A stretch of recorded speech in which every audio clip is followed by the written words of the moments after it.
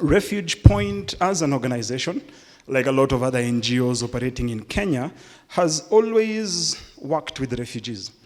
I will honestly say that in the past, that was a very one-sided relationship. We would reach out to refugees when we needed input, focus group discussions, and then run back to our offices and sort out programming. But a couple of years back, we started asking ourselves, what does it mean when we claim we want to be more refugee-centered? And what exactly does that look like, or what should it look like? And through those series of internal consultations, we realized that while we thought what we were doing was meaningful engagement, it really was self-serving and totally geared towards what RefugePoint needed and what RefugePoint wanted.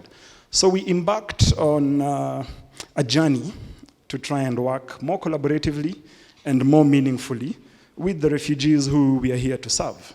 And that journey led us to the realization that there are a lot of organizations working at community level, doing amazing work, having impressive impact, but that they were being consistently overlooked in the formal sector or in the formal side of the refugee response area.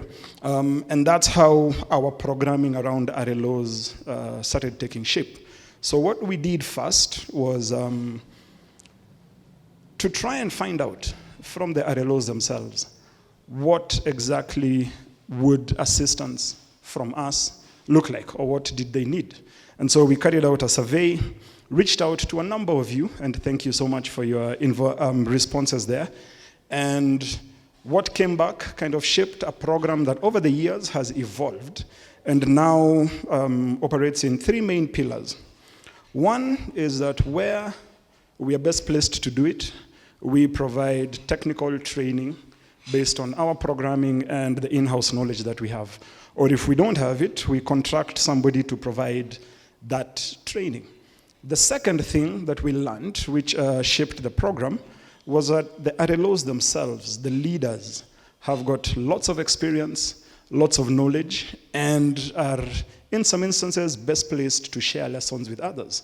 And so a second pillar of our programming came up, which is what we refer to as peer-to-peer learning. And then, through this engagement with RLOs, we somehow, accidentally, ended up creating a very safe space where the leaders who would attend continually challenged us.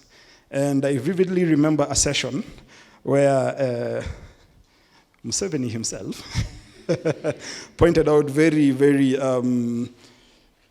in very crystal clear language and said, look, everybody shows up and does capacity strengthening or capacity training. We have been strengthened to death. What we need is money for us to be able to, to do the programming. And you know, it's I think, an underrated aspect of the engagement with RLOs that as NGOs, as partners who are trying to bring them more formally into the space, we should create such spaces where leaders feel they can, at the same or on equal footing, tell you, hey, we totally appreciate your efforts. However, please don't put us in any more training. Let's start talking about something more practical. Let's start talking about how all this training can actually be applied. And so as an organization, that has led to a lot of change in our programming. And I think one of the biggest lessons I would want to share with all other NGOs or partners interested in supporting RLOs is be ready to be flexible in your approach. We started off by asking what was needed. We designed what we thought was a suitable response, but through continual engagement, we have fine-tuned that, and we will continue to fine-tune and tweak it because the space is dynamic, the needs change, and RLOs, as other agencies, are very diverse in their needs. If you're dealing with more established RLOs, then there are very different needs from those that are less established or actually just starting off. We've also learned through the process the value of the expertise and knowledge that all of the RLO leaders here and in other parts of the country bring to any discussion and to any table. And we strongly encourage people to recognize that expertise And that can play out in different ways. In RefugePoint, we've formally created an accountability and oversight board that is majority staffed by refugee leaders. And they tie in with our board, they tie in with our senior leadership, and they provide input to myself that really helps to shape and define the programming that we roll out. But also in simple ways like recognizing the time of refugee leaders. A lot of us are happy to consult and engage refugee leaders, but let's also recognize that that is valuable time. Kindly compensate them for that time and compensate them well for that time. We've also learned, as we've engaged with refugee leaders and RLOs generally, the value of seeking genuine partnership. Because I can honestly say that the RefugePoint program has improved tremendously, both the one serving refugee-led organizations and our self-reliance programming from our engagement with refugee leaders. Because you bring a perspective to the program that we wouldn't otherwise have. You challenge us with questions and areas that we, unfortunately, sometimes overlook in our quest to implement our self-reliance programming. And so one of the things that we've definitely appreciated is just how strong RefugePoint has become from the programming and the engagement with the RLOs. We've also learned that, and it was nice hearing Sima mention this earlier, that capacity strengthening has to be holistic, has to be all-encompassing. Our very first attempt at passing through funding to RLOs was very program-focused. The proposals we reviewed looked at what will be the outputs, what is the value for money, and it really was kind of a subcontract. But at the end of each of those cycles, we would have an internal learning review. And through those, we asked ourselves, really, is subcontracting capacity strengthening, or is that really self-serving? And so the nature of the money that we were passing through evolved. And we started creating a bit more space for actual capacity strengthening.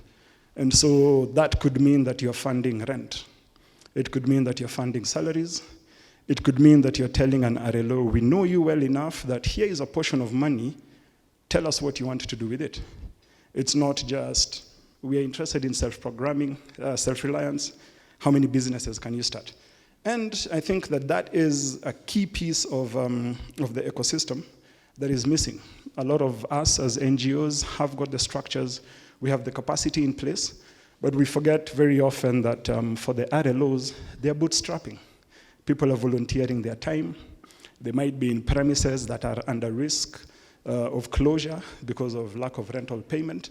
And all of that is capacity that needs to be invested in so that RLOs as a group collectively can become more stable, can actually implement programming that is important for themselves and their communities. But I think lastly, and most importantly, I did want to say that even where we are not able to provide financial resources as people who are invested in the ecosystem around RLOs, there are different resources that we can provide. We can provide in-kind resources, we can provide hosting services, we can provide expertise and knowledge. And what we've found as an organization is it is a mutually beneficial relationship. So we encourage everybody to take that leap and move beyond what some people call traditional capacity strengthening. And as has been pointed out throughout this conference, let's expand into more meaningful engagement with refugee-led organizations. So thank you all for your time.